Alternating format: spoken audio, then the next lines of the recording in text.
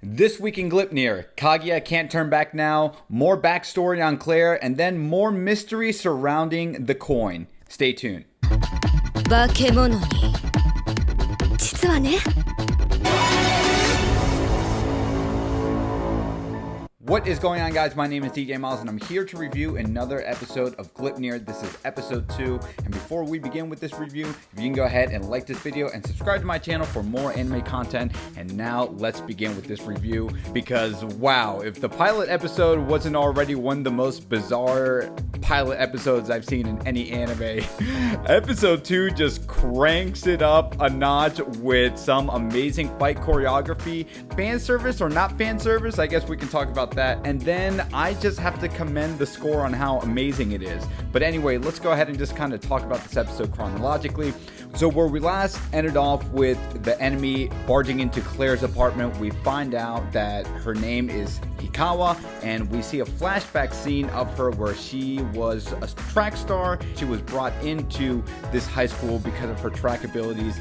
It looks like she's losing her edge, or she's maybe not as fierce as she thought she could have been. She stumbled upon this vending machine with the coin, and then we see a mysterious man pop out, which we also saw him in the pilot episode pop out, and he tells people, in exchange for power, you lose everything. So thank you for giving me this coin, and now, hey, you know what? If there's something you want, I can grant it to you. So what happens with Hikawa? We see her back at a track meet. She's running. She has some amazing abilities. She feels lighter, more faster, and then what the hell? She has transformed her legs into something. Her hands are messed up too. She doesn't really know what it's all about, and while she's trying to figure out what the hell is happening, that's where now things come together very cohesively, because that is where she sees Kagaya and Claire talking, her leading up to her apartment to figure out more things with this coin. When Claire pepper sprayed Hikawa, he grabs Claire and just jumps off the apartment and runs away. Because Kagaya is so timid, I guess you can't necessarily blame him, but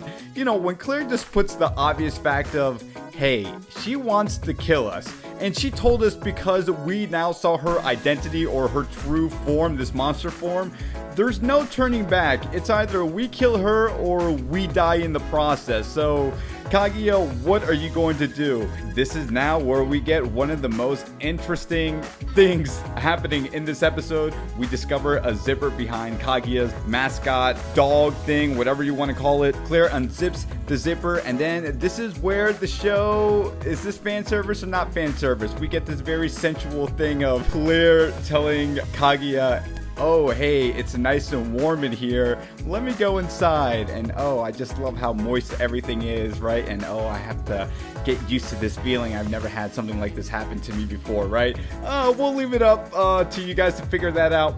But we see with all of that, that because now you and I are one, I think this is probably something that was probably expected, that you're going to experience and feel everything that I'm feeling, and vice versa. And with that, Kagaya discovers Claire's sadness and just a real vision of, oh wait, did she know some other monster? And we'll get to that later on in this review. But in the same merit, Claire also discovers Kagaya's real sadness and his timidness and his anxiety. And Claire's like, okay, now that we're one, let's go ahead and now join forces to take on Hikawa. And I really like this. I don't know if the Power Rangers ever did this. It's like when the Power Rangers transform into that big robot. Did they get how to move that thing right away from episode 1, or did they actually make that a point in the series where, hey, us 5 people are in one Megazord, how do we work this out, right? So I do like how we get this on a more intimate level where Claire is trying to figure out, okay, how the hell am I going to use this big body and just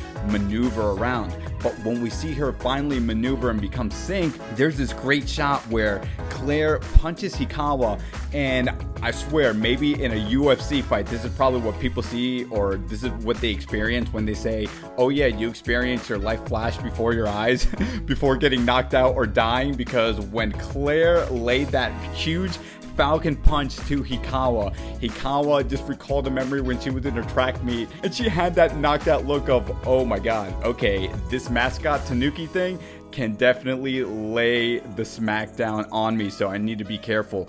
But no, it wasn't even a close match. Hikawa only had the upper edge because she obviously knows how to use her body. But Claire and Kagaya, once they figured out how to maneuver, or should I say Claire finally knew how to maneuver in Kagaya's body, it was just a one and done match. And let me just say, the fight choreography in this episode, when we saw that happening, looked fantastic.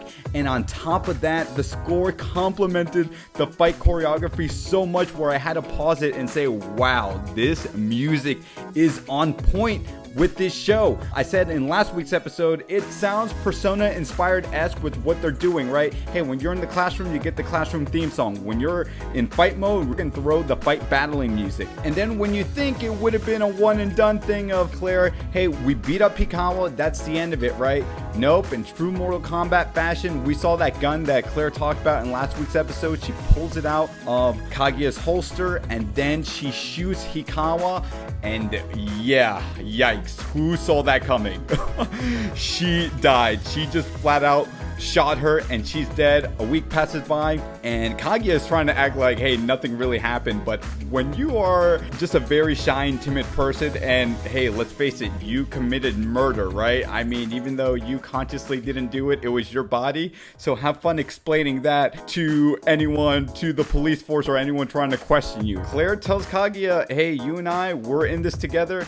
And if no one hasn't shown up in about a week, then I guess no one's really trying to discover us, right? And Kaguya is like, hey, I'm trying to get the fuck out of this. Listen, yeah, maybe we committed murder together, but I don't want to be a part of this. This is just way too much for me.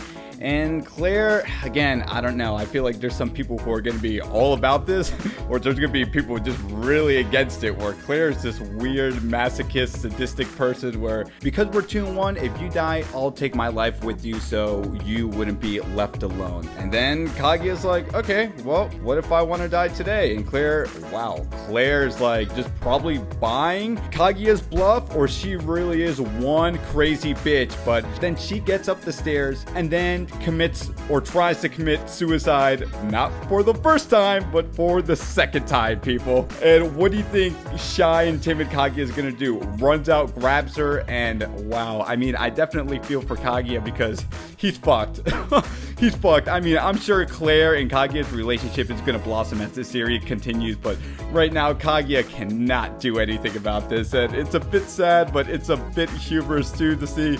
Dude, listen, you committed murder. There's no turning back now. You are in this for the long run, so get ready for it. And I do like how Claire, unfortunately, tells Kaguya, you think this is bad now? It's only going to get worse from here. Also, we find out that Claire has a sister, and she's looking for her sister. And her sister was also one of these monster things. And not only that, that monster, Claire's sister, also killed both her parents. So maybe that explains why Claire is a bit crazy, but she's also trying to hunt down her sister as well. Now that we got the premise, we got to discover what this coin is going to do, and why did Claire's sister hand Claire that coin? That is to be determined, and we will have to wait and see. And before the episode ends, we see how the guy that popped out of that vending machine, oh, and that vending machine, did you hear that Green Velvet? If anyone knows any EDM music, Google Green Velvet, because when Hikawa returned that coin to that man that popped out of that vending machine, you hear this EDM track that's like,